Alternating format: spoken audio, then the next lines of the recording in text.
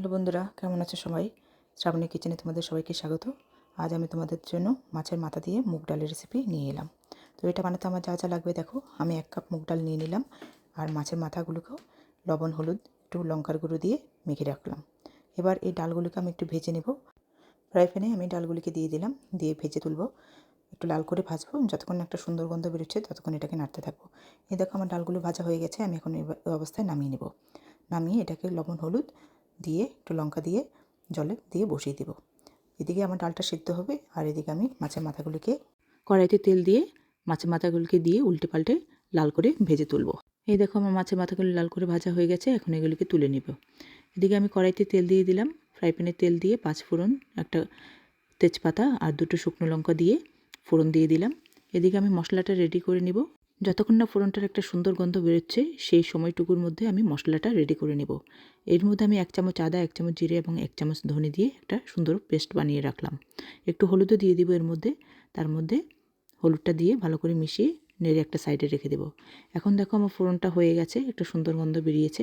এখন আমি এর মধ্যে মশলাটা ঢেলে দেব। দিয়ে ভালো করে নাড়িয়ে যতক্ষণ না তেলটা উঠছে মশলার উপরে ততক্ষণ নাড়তে থাকবো। এটা একটা বাঙালি ট্রেডিশনাল রেসিপি। বাঙালিরা মাছ খায়, তো মাছের মাথাও খায়। তো এটা তোমরা একবার ট্রাই করতে পারো। এটা খুব একটা সুন্দর এবং মজাদার রেসিপি, খুব কম সময়ে হয়েও যায়। এই দেখো আমি মাছের মাথাগুলিকে দিয়ে দিলাম, মশলাটা তেলের উপরে উঠেছে, তাই মাছের মাথাগুলোকে দিয়ে একটু ভালো করে নাড়িয়ে নেব। এর মধ্যে আমি একটু লেবু পাতাও দেবো, তাহলে একটা সুন্দর গন্ধ আসে। লেবু পাতাগুলোকে এখন দিয়ে একটু ভালো করে নেড়ে নেব। এবার একটু সামান্য জল দিয়ে দিব। যে বাটিটাতে মাছের মাথা ছিল সে বাটিটাকে ধুয়ে একটুখানি জল দিয়ে দিব। এখন জলটা একটু গরম হওয়ার জন্য অপেক্ষা করব। আমার রেসিপিটা ভালো লাগলে তোমরা একটা লাইক কমেন্ট শেয়ার করতে পারো। ভালো লাগলে সাবস্ক্রাইব করে রাখতে পারো, তাহলে আমি কোনো নতুন ভিডিও দিলেই তোমাদের কাছে সবার আগে নোটিফিকেশান চলে যাবে। এই দেখো এইদিকে আমি যে ডালটা বসিয়েছিলাম সেই ডালটাকে চেক করে নেব কীরকম সিদ্ধ হয়েছে। একটুখানি আধ ভাঙ্গা রাখবো, মানে আধা সিদ্ধ রাখবো, পুরোপুরি যেন না ভাঙে। তাহলে ডালটা একটু আধ গোটা থাকলে খেতে ভালো লাগবে এবং দেখতেও সুন্দর লাগবে। ডালটার মধ্যে আমি একটু ধনেপাতা দিয়ে দিলাম, তাহলে একটা ধনেপাতার একটা আলাদা সুন্দর গন্ধ আসবে ডালের মধ্যে এবং খেতেও ভালো লাগবে। আমার ডালটা আরও 5-7 মিনিট সেদ্ধ হবে, তারপর আমি এটাকে মাছের মাথার মধ্যে এখন ঢেলে দিয়ে দিব। এই দেখো আমি ডালটা এরকম অবস্থায় নামিয়ে নিয়েছি। এখন ডালটাকে আমি মাছের মাথার মধ্যে দিয়ে দিলাম। এদিকে আমার মাছের মাথাটাও ফুটে উঠেছে। আমি ডালের ভাণ্ডটা ধুয়ে আর একটু জল দিয়ে দিব এর মধ্যে।